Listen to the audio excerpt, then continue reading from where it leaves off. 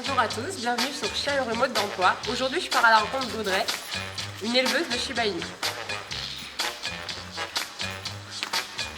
Salut Audrey. Bonjour Audrey.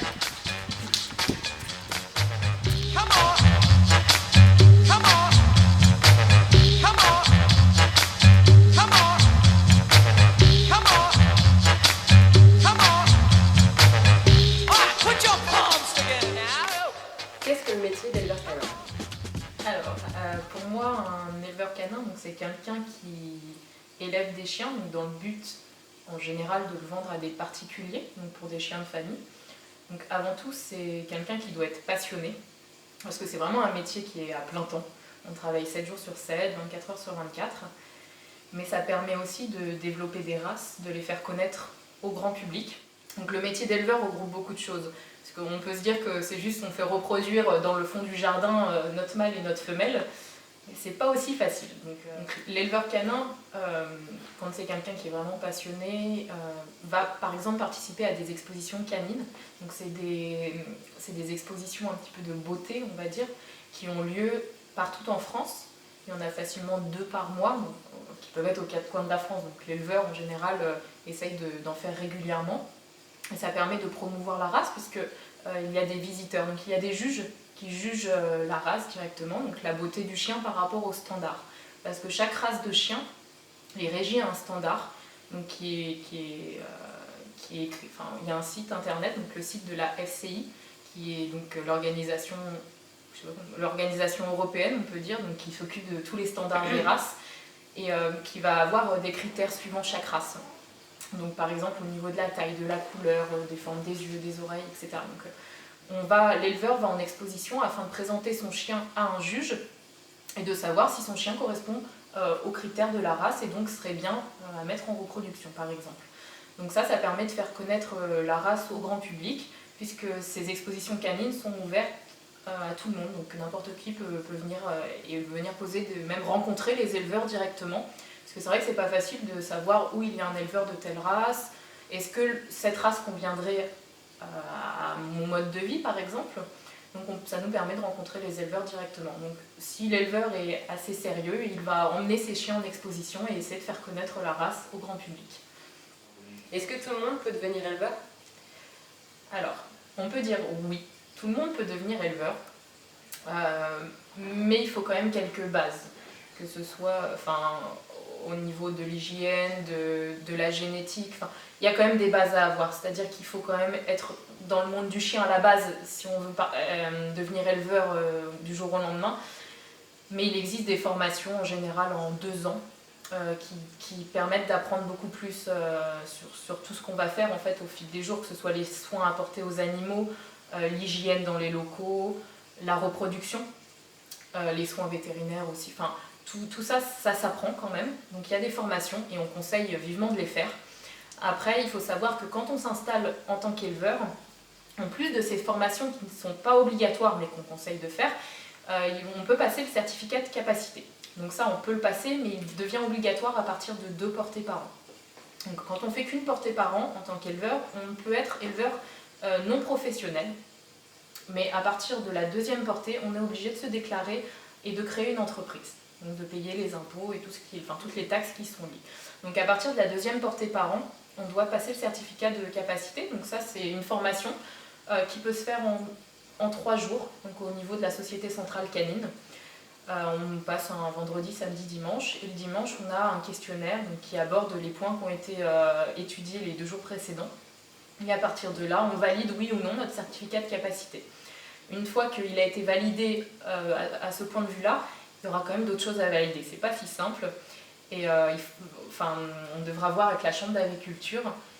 Et il y aura des installations qu'il faudra vérifier à la maison. Quelqu'un va vous contacter, voir si tout est en règle chez vous. Il y aura des livres à compléter, des registres sanitaires et des registres d'entrée et sortie des animaux. Des procédures en fait. Des procédures à faire, voilà. Mais le certificat de capacité est le minimum à faire pour devenir éleveur professionnel. Donc ça, c'est important à savoir. Mais pourquoi avoir choisi ce métier? Donc moi, c'était avant tout une passion. C'est vrai que moi j'ai un parcours un petit peu atypique. Donc j'ai eu un bac scientifique, je suis passée par la classe préparatoire aux écoles vétérinaires, donc qui était à la base ce que je voulais faire. J'ai abandonné en cours de route et je me suis tournée complètement vers autre chose, donc vers le management, où j'ai fait un BTS en management et que j'ai eu, et je suis partie, j'ai fait assistante à Paris dans une boutique de luxe où j'étais très bien, on va dire. Tout se passait très bien, mais je vivais pas la passion, donc j'avais pas l'envie le matin de me lever pour quelque chose que j'aimais. Donc c'est vrai que je suis passée à autre chose complètement. Et j'ai vraiment un coup de cœur pour la race que j'élève, donc qui est le Shiba, qui est juste ici. Et je me suis dit que c'était vraiment une race que je pouvais promouvoir, que je pouvais essayer de développer et peut-être même d'améliorer. Donc que ce soit en caractère ou même en physique. Enfin, j'avais vraiment un but avec ce métier. Et pour moi, c'est complètement une passion. Et c'est vrai que les clients à qui je vends les chiots me le rendent très bien. Pour moi, c'est vraiment un bonheur de me lever le matin et de me dire je vis ma passion. Et la question qu'on peut se poser, c'est qu'en tant qu'éleveur, est-ce qu'on peut être éleveur en appartement, en maison? Quelles sont la réglementation d'aujourd'hui?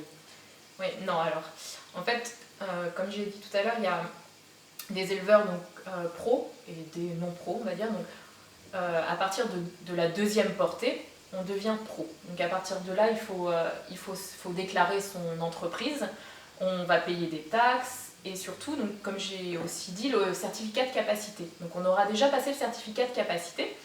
Alors si jamais vous voulez juste faire une portée chez vous, parce que avec votre chienne, vous n'avez pas il n'y a aucune réglementation à suivre. Bien sûr, il y aura l'hygiène à respecter chez vous, mais pour le bien-être des chiots. Mais au point de vue des lois, il n'y a rien à respecter. Maintenant, à partir de la deuxième portée par an, donc là c'est important puisque votre entreprise va être déclarée, vous allez passer donc le certificat de capacité. À partir de là, pour que le certificat de capacité soit complètement validé, il faut qu'un vétérinaire passe chez vous et vérifie les structures que vous avez. En l'occurrence, vous êtes obligé d'avoir des chenilles. Donc vous vous dites oui, mais moi j'élève les chiens dans ma maison, donc j'ai pas besoin de chenilles. Mais non, c'est une chose qui est obligatoire. Donc c'est des chenilles qui doivent faire 5 mètres carrés minimum par animal. Donc même si vous êtes en appartement par exemple, c'est compliqué là. Bah, vous ne pouvez pas. Donc c'est important d'avoir des structures. À partir de quand vous avez moins de 9 chiens, donc, il vous demande quand même que les chenilles soient placées à 50 mètres minimum des voisins.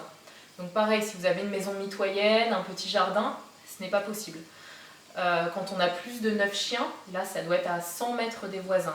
Donc là ça commence à faire loin et en général ça devient encore plus compliqué. Il y a plein d'autres règles à respecter, mais donc ça c'est vraiment pour les gens qui veulent se lancer au niveau par exemple du type de chenille qui doit être en béton, au niveau de la pente dans les chenilles, vous voyez, pour que l'eau s'écoule, comment on va faire partir les crottes qu'ils font, par exemple, des questions comme ça. Donc tout ça, c'est réglementé. Pareil, il faut qu'il y ait une maternité, donc une pièce spéciale dans la maison qui soit carrelée et qui serve quand les mamans ont leur chiot. Voilà, c'est plein de petites règles, mais qui, mis bout à bout, c'est quand même des installations qu'il faut. Donc c'est pour ça qu'on ne peut pas dire que l'éleveur la personne qui veut se lancer, a besoin quand même de beaucoup se renseigner et souvent de déménager s'ils veulent vraiment se lancer en tant que professionnel.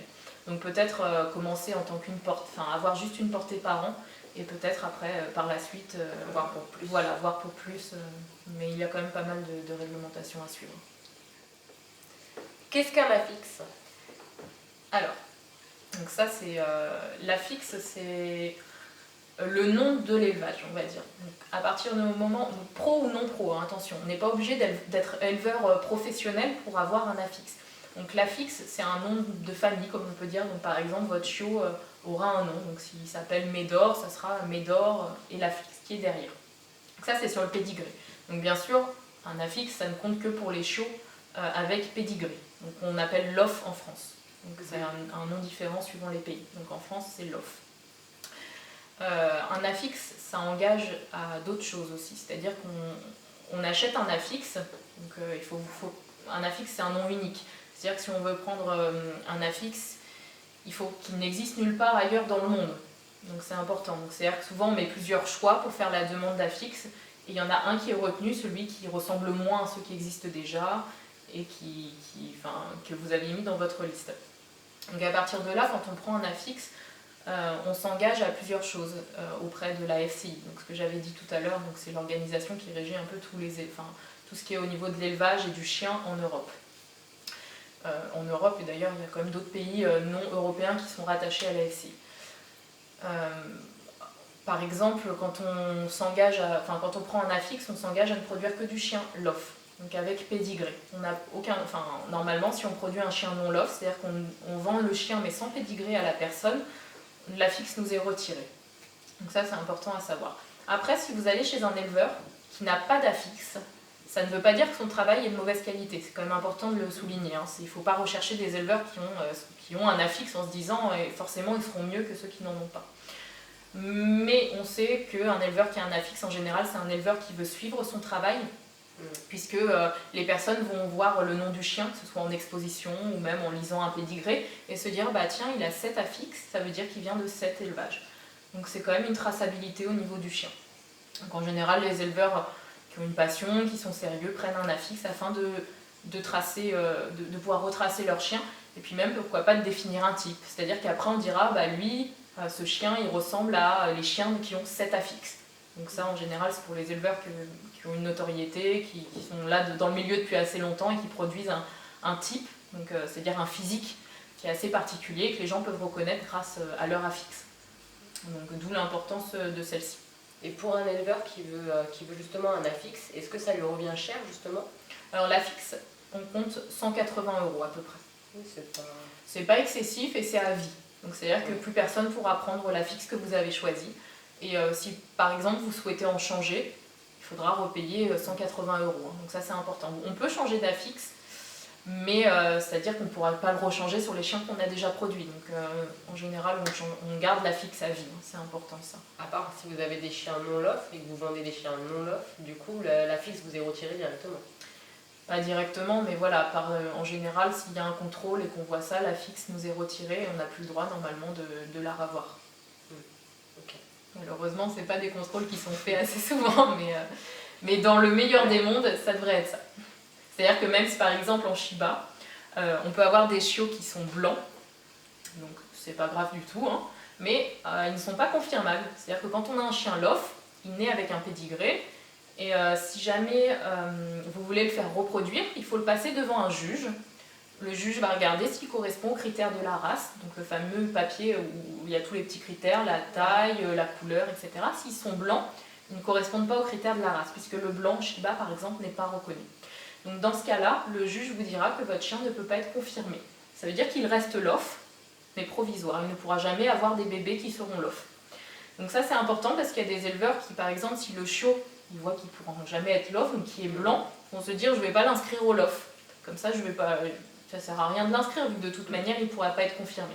Donc ça, par exemple, c'est interdit, ces pratiques-là. Donc c'est important de le noter. C'est-à-dire que si un éleveur vous fait miroiter que le chiot sera moins cher parce qu'il ne sera pas inscrit au LOF, changez d'éleveur surtout. Ça, c'est important, puisque inscrire un chiot au LOF, ça nous coûte 25 € à un éleveur. Donc c'est pas excessif. Donc voilà, donc ça n'a aucun intérêt de ne pas le vendre LOF, le chien. Vraiment aucun intérêt, à part financier pour l'éleveur, puisque c'est de l'argent qu'il ne déclarera pas, puisqu'il n'y a aucune trace sur le chiot vendu. Et le chiot qui justement ne rentre pas dans les critères, oui. Qu'est-ce qui se passe pour lui par la suite? Alors, le chiot qui ne rentre pas dans les critères, par exemple sur notre petit Shiba qui est né blanc, bah, c'est pas grave, il y a beaucoup de familles qui rechercheront un chien de compagnie. Donc il faut dire que la plupart des gens à qui on vend nos chiots, c'est quand même des familles qui recherchent un chien de compagnie. Ils ne recherchent pas un chien qui va faire des concours, qui va voyager à travers le monde pour avoir des titres de champion, ou même qui va reproduire. La plupart des gens veulent un chien de famille. Donc pour eux, qu'il soit blanc, qu'il soit vert ou rose, ce n'est pas grave. Mais c'est quand même important qu'il ait son papier, puisque au final, il est quand même né de parents LOF, et il a le droit lui aussi d'avoir son pédigré. Donc, voilà. Mais ça reste de super chiens de famille. Tu nous as parlé des chiens LOF, mais quel est l'intérêt de faire reproduire des chiens LOF? Alors, oui, j'ai bien abordé, donc c'est vrai, le point du LOF, donc on n'en avait pas parlé avant encore. Donc j'avais bien parlé du standard, donc il y a un standard à suivre. Et donc le LOF en France, donc, qui est le livre des origines françaises, donc, qui recense donc, tous les pédigrés des chiens. donc né en France, hein, parce que suivant les pays, vous avez différents noms. En Belgique, on va par exemple parler du Loche, donc qui est différent, mais qui revient au même, c'est le pédigré. Donc en France, nous, c'est le Lof. L'importance du Lof, c'est d'avoir une traçabilité sur son chien. Donc un chien Lof, c'est un chien dont on est sûr que les deux parents sont de la race que vous avez choisie. Donc en l'occurrence, je parle du Shiba puisque c'est la race qui nous concerne aujourd'hui, enfin qui me concerne. Donc une personne qui va prendre un chiot Lof, elle sera sûre que les deux parents sont des Shiba. Parce qu'on a tendance à lire que les chiens sont loft d'ailleurs, donc qui ne se dit pas, ou qui sont lofés, mais ça ne s'accorde pas non plus. Donc ça, c'est important de le noter. Donc on lit beaucoup de gens qui disent « moi je vais prendre un chien non lof, mais les deux parents sont de pure race ». Donc ça, malheureusement, on ne peut pas savoir. À partir du moment où les deux parents, enfin où le chiot est non lof, il perd toute sa traçabilité. Il n'a pas de pédigré, il n'a pas de papier. On ne sait même pas d'où il vient. Voilà, donc on peut très bien dire que ce sont les deux parents, mais on ne sait rien. Donc c'est quand même important de noter qu'un chien non lof, ça sera un très bon chien de compagnie aussi, hein, donc ça, il n'y a aucun souci. Mais on ne pourra pas dire que c'est un chien qui est de race, par exemple de race Shiba. Non, c'est un type, tout comme un croisé. Donc c'est dur à dire parce que c'est vrai que des fois il ressemble beaucoup, hein, on peut se dire même que c'est un lof, mais non. Donc c'est pour ça qu'il y a quand même une importance de choisir ça. Vous êtes garanti d'avoir un chien qui est de race. Après, on a aussi, quand on produit des chiens lof, donc en tant qu'éleveur, en général on teste les parents sur des maladies qui peuvent être propres à la race. Donc suivant les races, elles changent. Hein. Donc moi par exemple sur le Shiba, on va tester tout ce qui est rotule, donc les genoux, les hanches, et en général on fait même tester les yeux. À partir de là, vous avez les tests des parents quand vous prenez un chien lof, et ça vous permet de savoir que du moins on a tout fait, on a tout mis en œuvre pour que le chiot que vous allez avoir soit en bonne santé, tout à fait.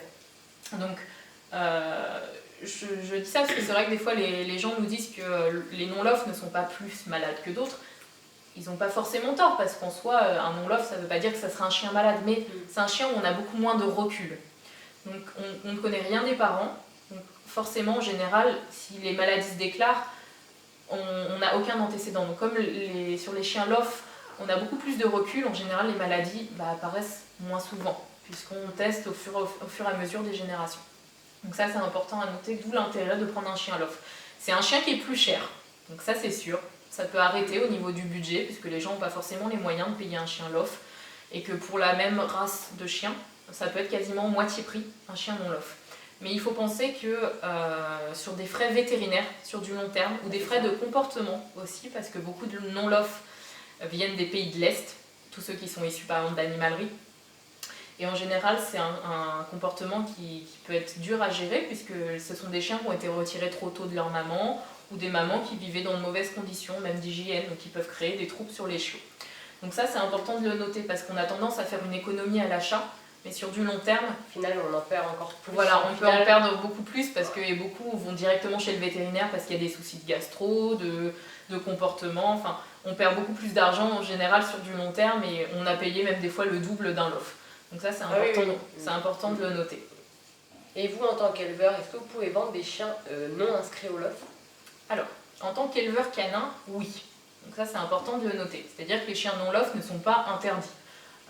L'éleveur ne doit pas produire que des chiens lof. C'est pas écrit dans le métier, en tout cas. Par contre, donc ce que je disais tout à l'heure, à partir du moment où il n'a pas un affixe, il est en droit de produire du lof ou du non-lof. Il fait ce qu'il veut. Ça, c'est important de le noter, parce qu'on peut penser assez facilement que le non-lof, les éleveurs n'ont pas le droit de le faire. Mais ça, c'est faux. Donc ils ont quand même le droit de le faire. Bien mais sûr. S'ils ont un affixe, là, ils n'ont pas le droit. droit. Tout à fait. Voilà. Quand on prend l'affixe, on signe comme quoi on ne fera que du lof.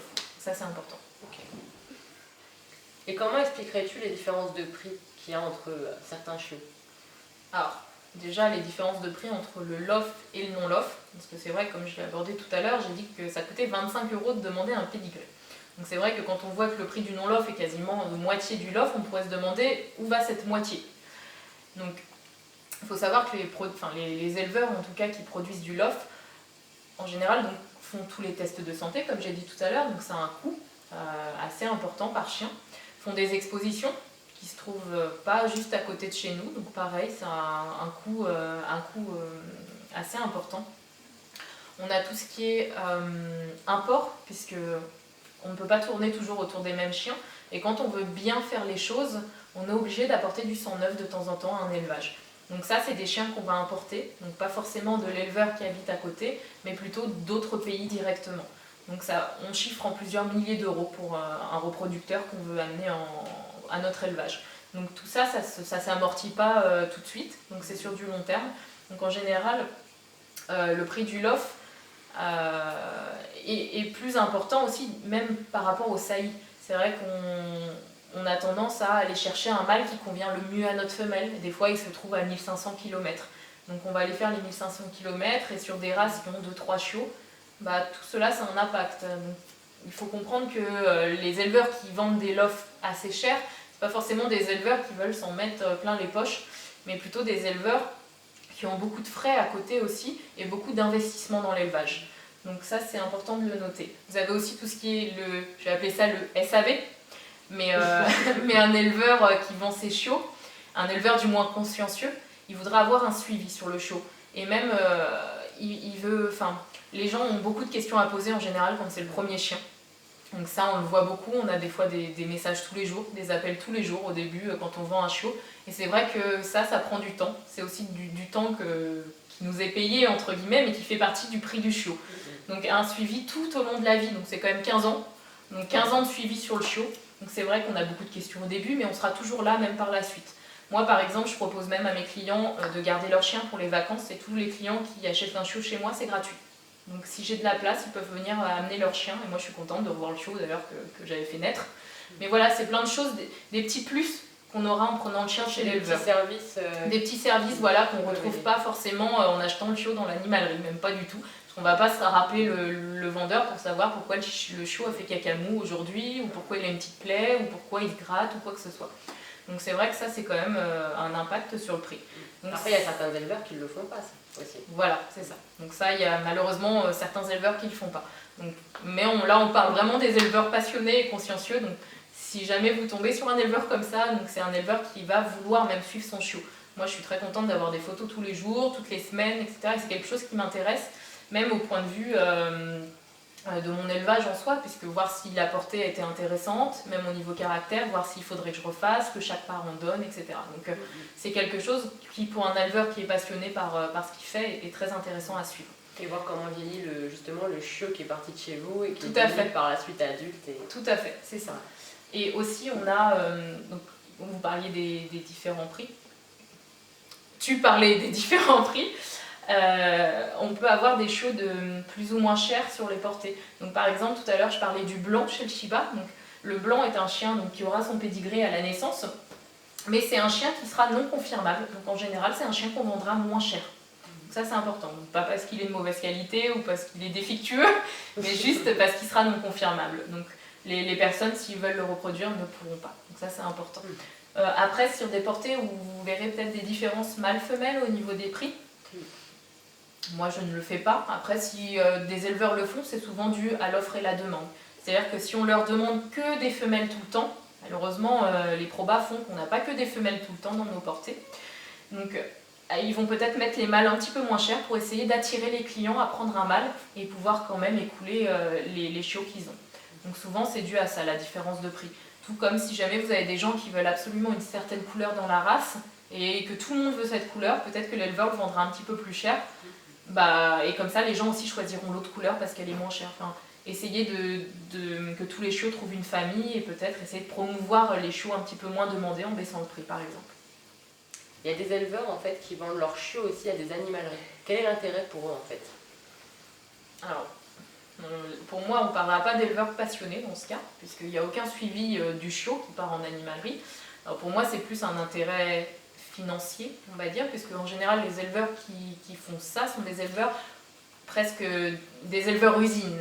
On pourrait les appeler comme ça. C'est des éleveurs qui ont beaucoup de reproducteurs. Donc là, on compte même en centaines de chiens. Même si ça paraît énorme à dire comme ça existe. Donc c'est vraiment des centaines de chiens qui reproduisent tous les 6 mois en général, puisque là, c'est vraiment des éleveurs pour l'argent. Et donc forcément, des centaines de chiens, ça donne des centaines et des centaines de chiots à placer tous les mois. Donc ça fait de l'argent. Forcément, là, le plus rapide, c'est de les couler à des animaleries. Donc les coulées à des animaleries, c'est des animaleries qui prennent tout d'un coup. Donc c'est quand même très rapide. On est sûr de tout le temps placer ses chiots, de ne pas avoir des chiots sur les bras et de pouvoir continuer. Et surtout même au niveau du suivi client, comme ce qu'on a abordé tout à l'heure, il n'y en a aucun. Donc c'est quand même des éleveurs qui n'auront personne qui viendra réclamer quelque chose. Et même si le chiot a n'importe quoi par la suite, il n'y aura aucun problème pour l'éleveur. Donc c'est même une grande facilité pour lui. Il est sûr d'être payé à chaque fin de mois puisqu'il vendra tous ses chiots et en plus il n'y a aucun suivi client. Donc aucun conseil, aucun temps à passer au téléphone avec ses clients. Enfin, oui, au final il s'en fout un peu finalement de la suite quoi, en fait pour ses chiens. C'est ce que je pense moi. Après voilà, pour moi c'est pas du tout des éleveurs que je qualifierais de passionnés et en général pas des éleveurs qui veulent améliorer les races. C'est vrai qu'on n'avait peut-être pas abordé ça tout à l'heure, mais c'est des éleveurs qui auront peut-être beaucoup de races même. Or, un éleveur passionné, pour moi, c'est quelqu'un qui se concentre sur une ou deux races. C'est dur d'en avoir beaucoup plus parce que c'est quand même assez important, tout ce qu'il faut apprendre sur une race, même au niveau des lignées, des différents chiens qui existent dans le monde entier. C'est vrai qu'avec les réseaux sociaux maintenant, ça nous permet d'avoir le visu de beaucoup d'éleveurs dans le monde et donc d'avancer assez vite dans l'élevage de la race qu'on produit. Mais déjà, une seule race, c'est déjà énorme le temps qu'on peut consacrer juste à l'étude des pédigrés, de quel mâle pourrait être le plus adapté à nos femelles, de quel chien on va pouvoir importer prochainement, enfin, qu'est-ce qu'on pourrait faire pour améliorer les chiens qu'on a.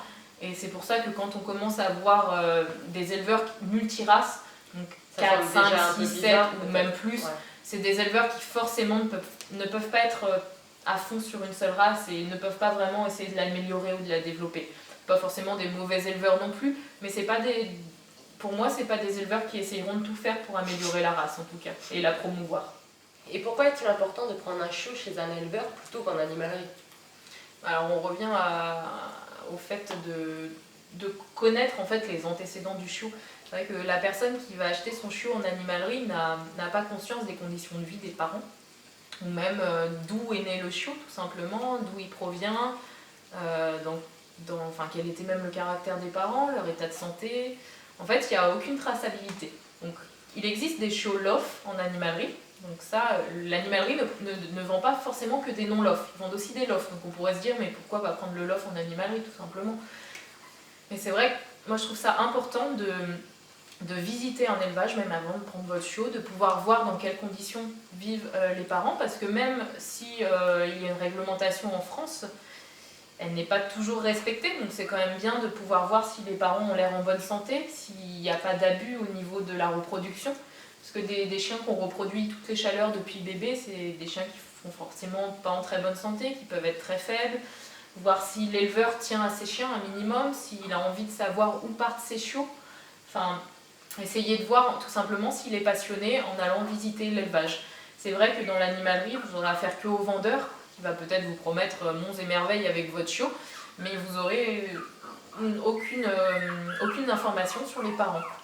Donc ça se trouve, les parents même sont malades de base, ont un très mauvais caractère ou quoi que ce soit, mais ça, vous n'en aurez pas conscience. Et il faut savoir qu'il y a beaucoup de parts génétiques dans l'élevage, c'est vrai qu'on ne s'en rend pas forcément compte, mais quand on élève, on le voit de plus en plus, c'est que le caractère est quelque chose qui se transmet beaucoup quand même si la socialisation qu'on fait, nous, aide au futur caractère du chiot, mais les parents donnent beaucoup de leur caractère. Donc c'est pour ça que j'invite toutes les personnes qui veulent acheter un chiot de vraiment rencontrer tout d'abord les parents du chiot. Déjà voir si c'est un caractère que vous voulez aussi. Si vous ne pouvez pas caresser les parents de votre chiot, s'ils sont même agressifs, vous posez la question de voir si votre chiot ne le sera pas par la suite. Donc on a beau faire la meilleure socialisation du monde, le caractère se transmet aussi. Donc c'est pour ça, avant d'acheter en animalerie, moi je préfère que vous évitiez d'acheter en animalerie, mais il faut savoir que c'est important de pouvoir un peu essayer de voir les parents de votre chiot et surtout même d'avoir peut-être un bon contact avec l'éleveur parce que au final, si vous avez des questions à lui poser, ça sera toujours intéressant de savoir, d'avoir son avis, que lui il élève depuis plusieurs années, donc il aura toujours un bon conseil à vous fournir et il a peut-être l'habitude des problèmes que vous rencontrerez avec le chiot. Donc avoir un meilleur suivi du chiot. Donc pour moi c'est vraiment primordial d'acheter en élevage, de visiter avant comme je viens de le dire de voir l'état de santé des parents surtout, de voir leur caractère, de voir dans quelles conditions seront élevés vos chiots. Est-ce qu'ils seront dans la maison au moins quelques heures par jour, parce que c'est vrai qu'on ne peut pas toujours tous les avoir dans la maison. Est-ce qu'ils seront habitués par exemple à avoir un petit collier, à avoir une petite laisse? Est-ce qu'ils verront des enfants? Est-ce qu'ils auront des bruits? Est-ce qu'ils seront en contact avec d'autres animaux, etc. Donc tout ça, c'est quelque chose que vous ne pourrez pas savoir si vous l'achetez en animalerie, et vous serez souvent embêté par la suite avec son caractère si tout ça n'a pas été fait avant.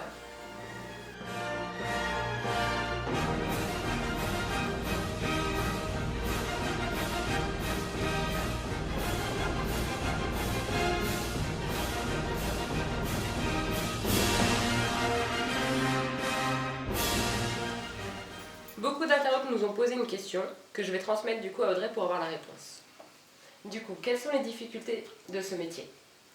Alors c'est vrai qu'on a tendance à penser que l'éleveur canin vit au milieu de ses chiens et que tout est rose, mais malheureusement il y a aussi des difficultés et des contraintes à ce métier.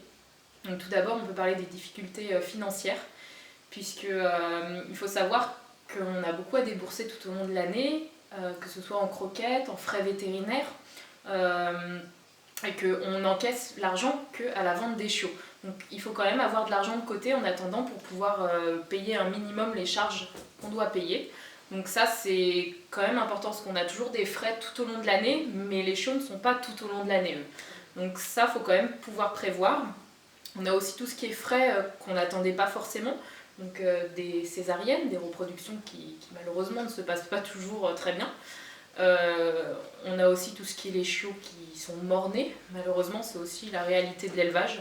Donc des portées qui se déroulent pas forcément très bien. Donc on a des chiots morts à la naissance, des chiots qui malheureusement n'atteignent pas les 2 mois aussi, donc qui ont une malformation et qu'on doit euthanasier avant 2 mois. On a aussi tout ce qui est l'organisation de l'élevage. Parce que c'est vrai qu'on vit notre passion, donc ça c'est bien. Mais à côté de ça, c'est pas de vacances. Donc toute l'année, en général, l'éleveur ne part pas en vacances. Maintenant, des fois, on arrive à faire garder l'élevage par des personnes qui ont un métier. Enfin, il existe maintenant des personnes qui gardent les élevages.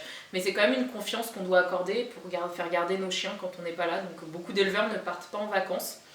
C'est se lever 7 jours sur 7 aussi. Donc nous, on n'a pas de dimanche, on n'a pas de week-end. Le matin, il faut les sortir pour les besoins, il faut les nourrir. Le soir, il y a aussi la dernière sortie, même si on n'a pas forcément des fois envie de la faire quand il neige. Mais c'est pareil, la sortie, les nourrir. Donc après, il y a aussi tout ce qui est vie privée, parce qu'on n'y pense pas forcément, mais quand on est éleveur ou même des fois juste passionné par les chiens, c'est quelque chose qui nous prend à plein temps. Donc c'est-à-dire qu'on a forcément besoin d'un conjoint qui est passionné, sinon ça tourne rapidement au drame. Et on a même une vie de famille ou une vie de couple qui est forcément différente des autres. Donc c'est des petits sacrifices qu'il faut faire au quotidien. J'ai pas parlé aussi de tout ce qui était replacement des chiens. C'est-à-dire que des fois on veut garder un chien pour notre élevage, un petit chiot qu'on a élevé ici, qu'on se dit tiens on va le garder pour la reproduction. Malheureusement il s'avère qu'il n'a pas grandi comme il fallait, donc il peut peut-être pas être confirmé et donc on doit replacer. Donc c'est aussi des petits sacrifices qu'on doit faire parce qu'on s'attache à nos chiens et qu'on doit replacer malheureusement par la suite parce qu'on a une limite de chiens à avoir, comme j'avais parlé des réglementations aussi qu'on avait vues avant. Donc c'est des chiots qu'on doit peut-être replacer à 1 an, à 2 ans, ou même des retraités qu'on doit replacer à 7, 8 ans. Donc certains vous diront qu'ils gardent tous leurs retraités, mais à un moment on ne peut plus déjà d'un aspect financier, parce que c'est des chiens qu'on doit payer tous les frais vétérinaires, les croquettes, et qui malheureusement, c'est dur de le dire comme ça, mais ne rapportent plus à l'élevage. Donc c'est quand même des frais qu'on doit engager. Et puis même au niveau du nombre de chiens, on est rapidement limité. Donc c'est des chiens où on a passé peut-être quasiment 10 ans de notre vie avec, et qu'on doit replacer en famille. Donc c'est vraiment des déchirements et ça il faut y penser. Parce que quand on commence l'élevage, on se dit bah tout est rose, c'est trop bien, on est avec plein de chiens, c'est nos chiens, on les aime. Et quand on arrive à la retraite, bah c'est plus tout rose, tout rose. On a aussi des chiens qui ont des maladies au fil du temps, qu'il faudra peut-être se séparer un petit peu plus tôt, etc. Donc c'est tous ces aspects qui ne sont pas tout roses et malheureusement qui font partie de la vie quotidienne des éleveurs. Donc entre les aspects financiers, les aspects, tout ce qui est aspect santé de nos chiens, c'est beaucoup de choses qu'il faudra prendre en compte si jamais vous vous lancez dans le métier d'éleveur. Donc plein de petites choses qui sont des difficultés. Donc après c'est quand même une passion qu'on vit au quotidien. Donc on est tous, je pense, heureux de faire. Mais voilà, il ne faut pas croire que tout est rose. Et malheureusement, c'est quand même un métier stressant. Voilà, c'est stressant puisque en plus on n'a pas une rentrée d'argent tous les mois. Donc quand on vend nos chiots, bah, c'est très bien, on se dit, même les gens nous disent oh, bah, super, on va vendre tant de chiots, bah, dis donc il va être riche l'éleveur ou quoi. Mais malheureusement souvent c'est bien 6 à 7 mois avant la prochaine portée, suivant les éleveurs, des fois même 1 an si les personnes font 2-3 portées par an. Donc voilà, il faut penser que l'argent qu'on a de notre portée, bah, il faut qu'elle nourrisse les chiens, qu'elle paye les crédits qu'on peut avoir, qu'elle paye la maison, enfin qu'elle paye tous les frais que l'éleveur a, des fois pendant plusieurs mois. Donc voilà, il faut tenir le coup pendant ces mois-là. En fait. Donc en général, l'éleveur n'est pas spécialement riche, parce qu'il y a aussi les taxes à payer et qu'on ait des portées ou non, bah, les taxes sont là aussi. Donc c'est plein de petites choses qu'il faudra prendre en compte si vous voulez vous lancer dans le métier. Merci Audrey en tout cas. Je t'en prie. Et voilà, c'est fini pour cette interview avec un éleveur. J'espère que ça vous a plu. Je vous donne rendez-vous pour une prochaine vidéo. Vous pouvez nous suivre aussi sur Facebook ou sur YouTube. Et je vous dis à plus tard. Salut Audrey. Bonjour Audrey.